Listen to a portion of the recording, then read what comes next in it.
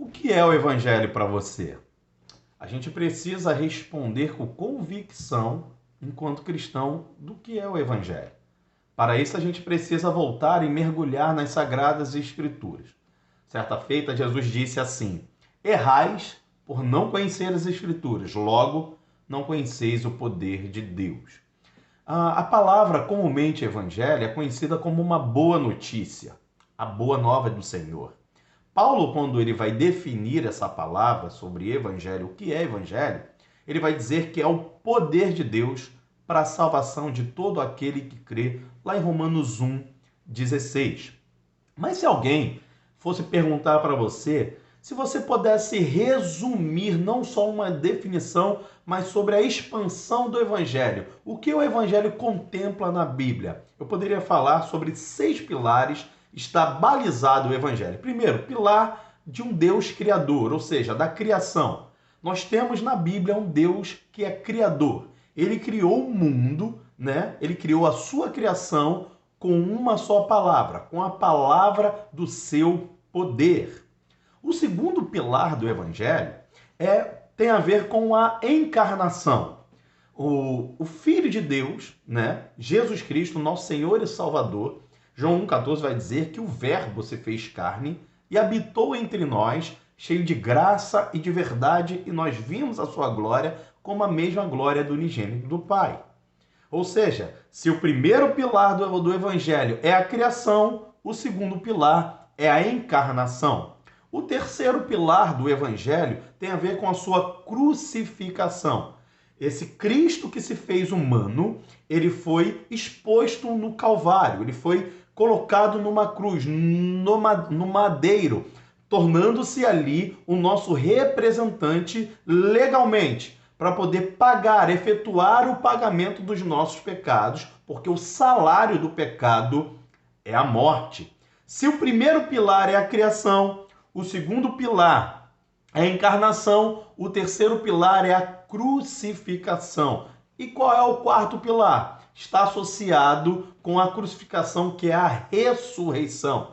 O nosso Cristo, o Filho de Deus, o Verbo que se fez carne, ele foi crucificado, ele morreu, mas ele ressuscitou. Glória a Deus por isso, porque nem a morte pôde deter o autor da vida. O nosso Cristo, ele venceu a morte. Então vamos lá de novo. Primeiro pilar do Evangelho, criação. Segundo pilar, encarnação. Terceiro pilar, crucificação. Quarto pilar, ressurreição. Vamos para o quinto pilar. Tem a ver com a ascensão. Jesus, em João 14, ele disse para os discípulos não ficarem com medo. Não se turbe o vosso coração.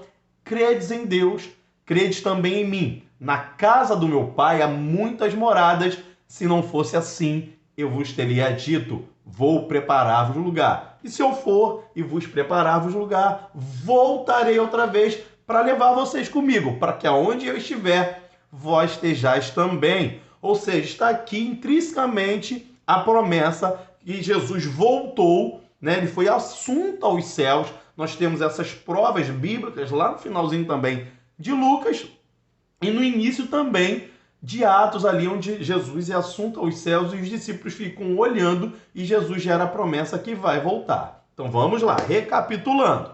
Primeiro pilar do Evangelho, criação. Segundo pilar, encarnação. Terceiro pilar, crucificação. Quarto pilar, ressurreição. Quinto pilar, ascensão. E o último e sexto pilar tem a ver com a sua parúcia, a sua volta. Jesus foi, mas ele prometeu que vai voltar. Neste momento, ele está à destra do trono de Deus, esperando a sua noiva. E nós estamos na perspectiva desse último pilar, que é a volta de Jesus, é onde trabalha todo o contexto de escatologia. E eu já estou terminando de escrever o meu último e-book sobre escatologia, depois vai estar disponibilizado. Ou seja, queridos, esses são os pilares do Evangelho. No entanto, o Evangelho nos apresenta credenciais que a gente precisa perceber e se mover em relação a essas credenciais. Lá no capítulo 1, no versículo 1 de Romanos, Paulo ele vai trazer duas credenciais muito claras acerca do evangelho sobre a nossa vida. Primeiro, uma credencial de grande humildade. Ele vai começar a dizer: Paulo, servo de Cristo Jesus. Paulo, quando ele se apresenta à igreja de Roma, ele fala que ele não é um super-herói, ele não é uma super-estrela, pelo contrário. Paulo, ele é um escravo do Logos. Ele é um escravo de Cristo, ou seja, ele era uma propriedade de Cristo. Ele, na cruz, foi comprado por um alto preço, por isso que em Coríntios ele vai dizer: glorificai a Cristo pelo vosso corpo. Ou seja, Paulo está dizendo que ele é um escravo, ele é um servo de Cristo. E nós, queridos, nós não somos esses super-heróis que estão aparecendo por aí. A gente não é essas super-estrelas, pelo contrário.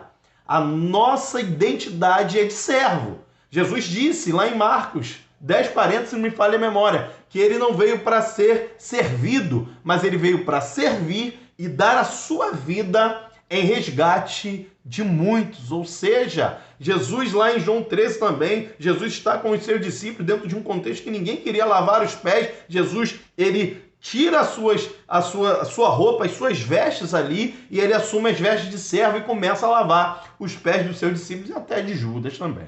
E ali ele se identifica ali como um servo. E a igreja do Senhor hoje, o evangelho, nos apresenta que a nossa identidade deve ser de ser servo, de servir, sendo escravo assim do Senhor.